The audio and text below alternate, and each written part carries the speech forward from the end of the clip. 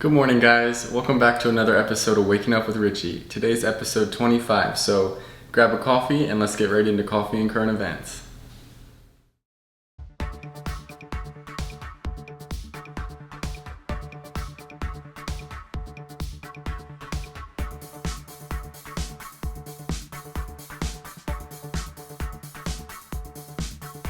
Okay, so the first thing that we're going to be talking about has to do with Florida-Georgia line. Okay, this is like the 8th take, so we're gonna have to just roll with it, but I can't seem to get Florida-Georgia line out right. So Florida-Georgia line, one of their most popular songs is Cruise, and it goes like, baby, you a song, you make me wanna roll my windows down and cruise. You guys have probably heard it before, but I found this event and it kind of stood out to me because I do like them and they have some really good songs. It's not country, but it's got that country twang that I like. And recently, two of the lead singers in the band, Brian Kelly and Tyler Hubbard, unfollowed each other on social media. Oh my gosh, crazy, right? I know, like, the world is ending, oh my gosh. But they unfollowed each other based off of different political opinions. Now this stood out to me because I think we all have kind of had people come and go out of our lives at a faster rate this year. Brian Kelly's more conservative while Tyler is more liberal. Brian Kelly had posted some Instagram stories that Tyler was not interested in seeing anymore, so he just unfollowed him. And this is just really sad, honestly, because being in a band together, you know they've experienced like life-changing memories together, and it's really sad how easily some people are willing to let go of people that are important to them just because they think differently or because they post different ideas than what they believe in. Ooh, it's getting hot in here in front of these lights. This is the first current event. Let me stick to it. Yeah, so that's kind of sad about Florida-Georgia line, but they're actually back on good terms, and it's good to see that people can overcome their differences and keep on checking. So the next current event that I want to talk to you guys about has to do with a fight club that was just raided in New York City over the past weekend. New York City sheriffs raided the Underground Fight Club located in Bronx in a industrial building at 11:55 p.m. on Saturday. The industrial building was located in Hints Point, and it was being used as a fight club that goes by the name of Rumble in the Bronx. Now there were around 200 people in the building when it was raided, and the police found people watching the fight as well as people joining in the fight, and they also discovered that some of the people had loaded firearms. So that just does not sound like a good mixture.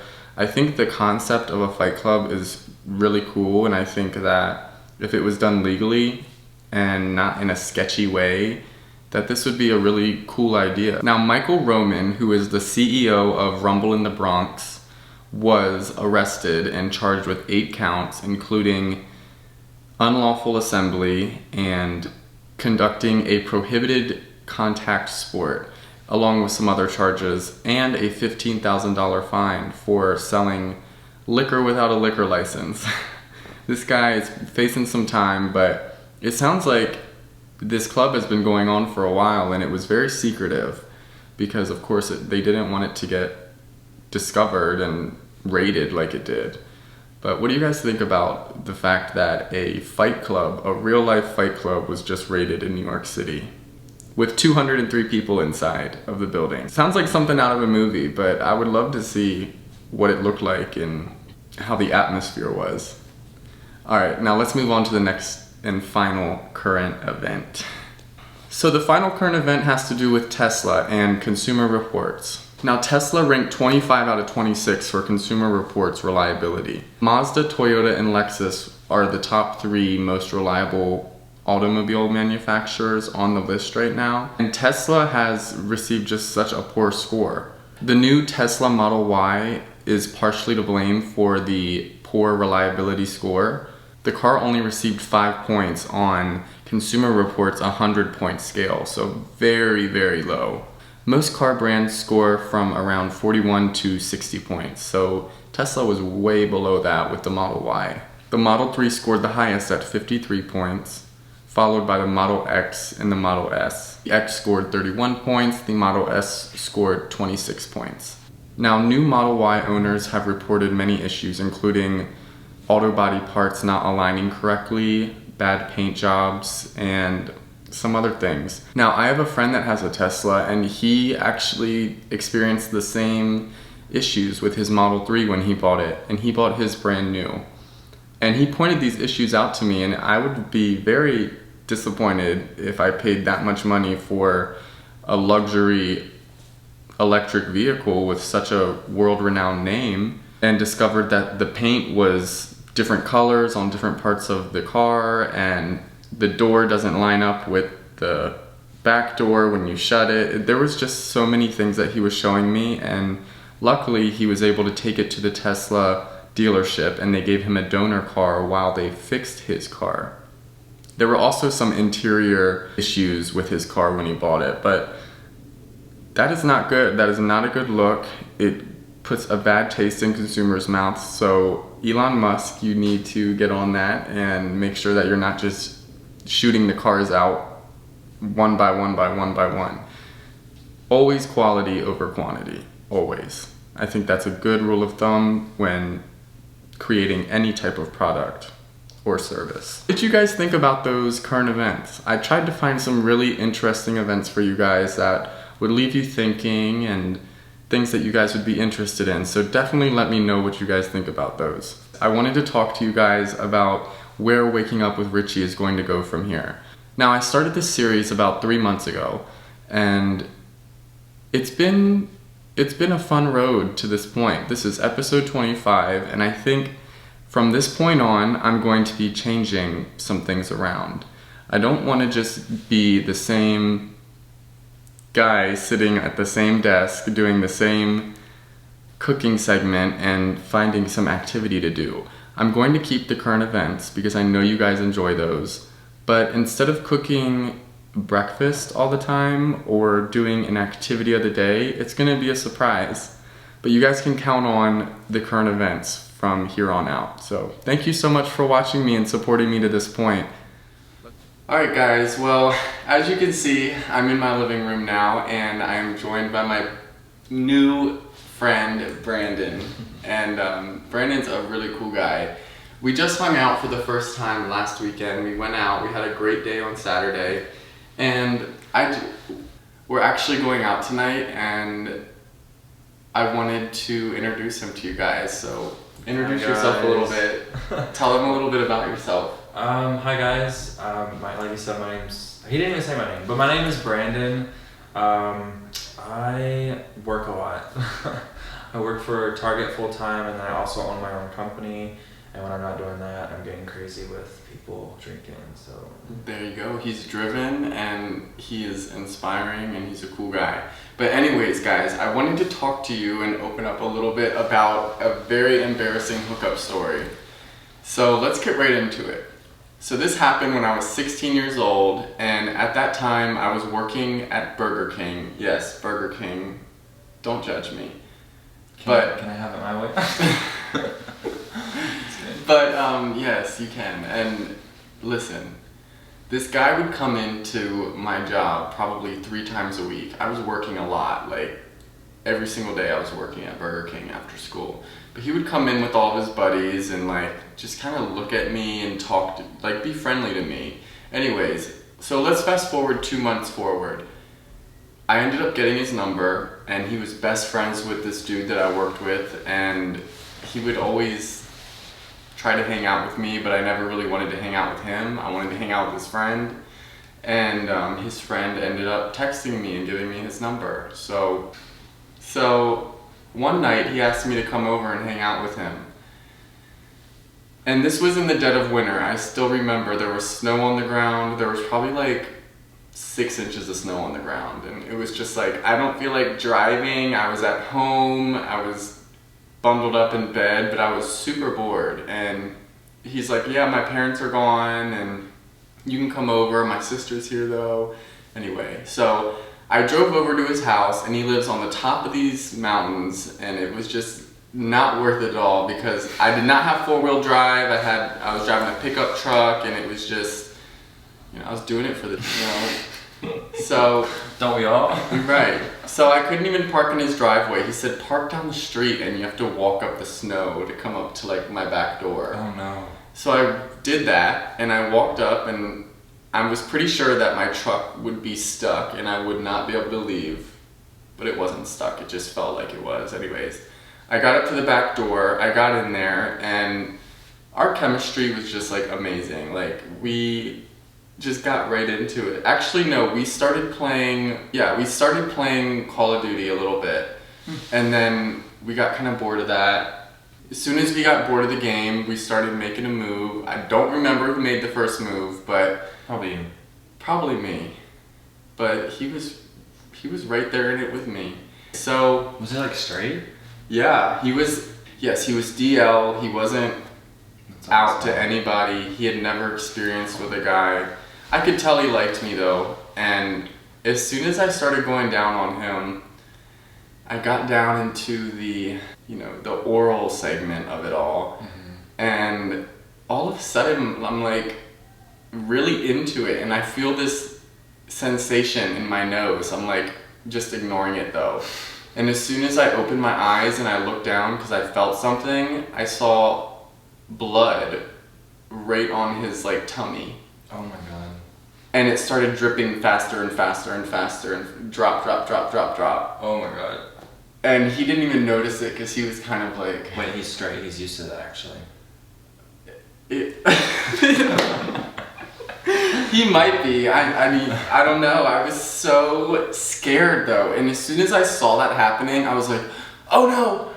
And I like ran. I'm butt naked, by the way. And I run to like the closest room, which wasn't even his bathroom. It was like the storage room underneath his stairs. Like, where's your bathroom? Where's your bathroom? Because I'm like trying to flip a light and everything. And he's like, he didn't even say anything to me for like the first 30 seconds. And, as soon as I fixed my like bloody nose, and let me just say this, I always get bloody noses in the winter back in Maryland. Like, it's so unbelievably cold there that it just like does something to my sinuses where I always get bloody noses like unpredictably in the wintertime. They said that whenever you first moved to Arizona, because of how dry it is, that you would get bloody noses too. Did you ever have that issue? Not that I can remember, but he was really scared of that because I mean, wouldn't anybody be when they see like 6 drops of blood on them? And then he was just like he didn't really know what to say. I didn't know what to say either, but as soon as I like dried it all up, I was so over the moment. I was just like so embarrassed. My ego was so harmed. That was definitely the most embarrassing hookup experience that I've ever had. And if you have any experiences that could top that, please do, because he didn't ask me to leave right after that, but I kind of like wanted to leave right after that. I didn't just want to like sit there and be like, so this just happened. Yeah. So that was a crazy memory that I will always remember. And again, I was 16. It was with a guy that I was very nervous to meet. Wow, you were so young. He was very attractive, and... Do you know his name? I do. It's Alex. Yeah? Yeah. Alex, you watching? I'm just kidding. He might be. What made me feel most comfortable was the fact that he wasn't out, so like he couldn't like go and like tell... Blab about it? Yeah, anybody, because as you guys know, I'm from a very small town, and things get around very quickly. Especially with gay people. Yeah, especially. But what did you guys think about Brandon? I'm weird. I'm just kidding. He's awesome, dude. I love him. I love his energy. A little bit shy right now. The first time ever I've seen him shy, because he is not a shy person. What's your sign? Taurus. I'm a Taurus too. Oof. I did not know that. Wow, we don't actually clash. It's interesting. At all. I think there's like 2 groups of the Tauruses. I think the Tauruses can get along. I think it's if you're an Aries and a Taurus that there's an issue. Or Pisces. Or Pisces, yeah. Don't get me started. Anyways, what did you guys think about that story? I hope you don't judge me from this, but I also hope that you can share some of your experiences growing up and like having to do things in secret. Ooh, I got a story. Well, actually, it happened a few times. Well, just like summarize it. I was pretty young. I was like 14. Okay.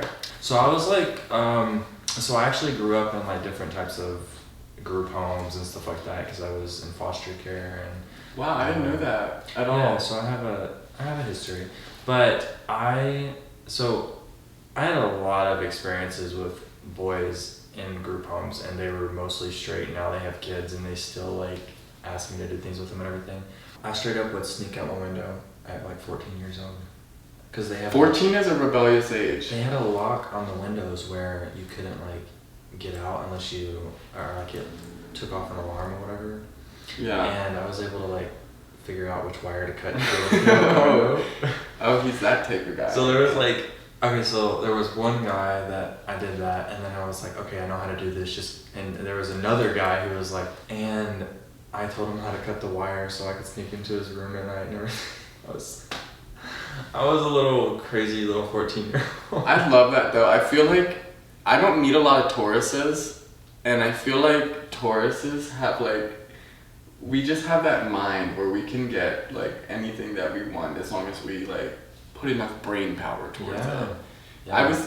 I have similar stories too where like I was locked out of my house and I found out how to break into my house, and I hope that we still continue to be friends because why wouldn't we be friends? You guys know this too. Gays are extremely judgmental, and I hate to generalize them all, but like a recent friendship that I had to just end really brought me to my senses a lot and made me realize that like you can't open up to people like and pour your heart out to them when you're just meeting them, because you don't know if they're being 100% truthful with you. I don't feel that way with you at all. But I'm just different. He's just a different kind of person. Yeah. Alright. Well, what did you guys think about this video? I'm so happy that he agreed to come on this video with me. Let me know what you guys think. If you have any suggestions of upcoming new segments that I should include in Waking Up with Richie, definitely let me know. Again, thank you guys so much for watching. I hope you have a great day and a great weekend. This is Brandon, and he will be making some more appearances in my upcoming videos, hopefully. Depending on how bad I look in this one. Man, you don't look bad at all. You look better than me. Oh my god, whatever. I love this jacket. Thank you. It's actually Guess. And it feels like, it feels like good quality too. Well, I would definitely wear that. I'm not a cheap, hoe, so.